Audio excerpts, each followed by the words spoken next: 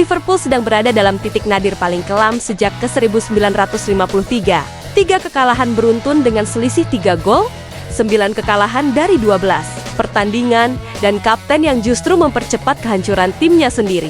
Apa yang sebenarnya terjadi di Anfield? Inilah analisis lengkap kekacauan Liverpool.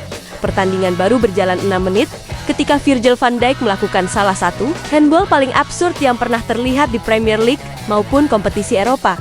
Merasa disentuh sedikit, ia melompat seperti menirukan logo Michael Jordan di dalam kotak penalti sendiri dan menepis bola dengan tangan terangkat tinggi. Wasit hanya perlu 1 detik untuk menunjuk titik putih. Ivan Perisic sukses mengeksekusi dan PSV unggul cepat. Yang ironis, Van Dijk sendiri menulis dalam program resmi pertandingan bahwa semua berawal dari hal-hal mendasar. Namun justru ia melanggar hal paling mendasar dalam sepak bola. Jangan menyentuh bola dengan tangan di kotak penalti. Ini adalah penalti ketiga yang diberikan Van Dijk musim ini, terbanyak dari semua pemain Premier League.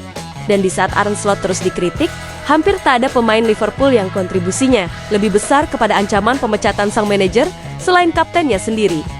Jika aksi Van Dijk sudah membuat Liverpool goyah, penampilan Ibrahima Konate justru memperburuk keadaan.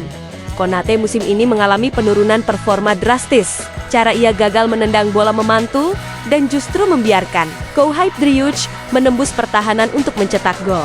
Mungkin ini menjadi momen paling memalukan dalam kariernya. Konate bahkan terlihat seperti kehilangan koordinasi dasar, timing terlambat, positioning kacau, dan chemistry di lini belakang benar-benar hilang. Yang lebih mengkhawatirkan, Real Madrid yang sebelumnya meminatinya gratis di musim panas nanti justru mulai berpikir ulang. Masalah Liverpool tidak berhenti di Van Dijk dan Konate. Sorotan lain jatuh pada Milas Kerkez.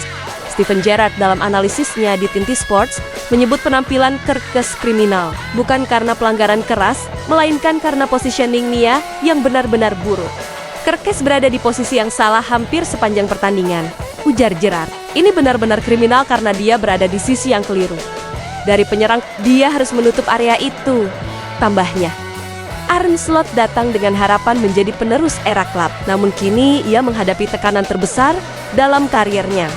Liverpool mencatat 9 kekalahan dalam 12 pertandingan, angka terburuk sejak ke 1953. Kekalahan 1-4 dari PS10 di Anfield hanya mempertebal kerapuhan mental tim, bukan hanya taktik, tapi juga fokus, disiplin, dan motivasi para pemain ikut dipertanyakan.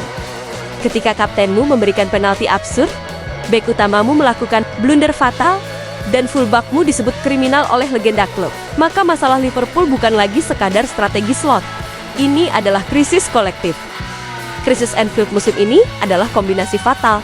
Pemain yang kehilangan kualitas dasar, manajer yang tak menemukan solusi, dan tekanan sejarah yang semakin menghimpit.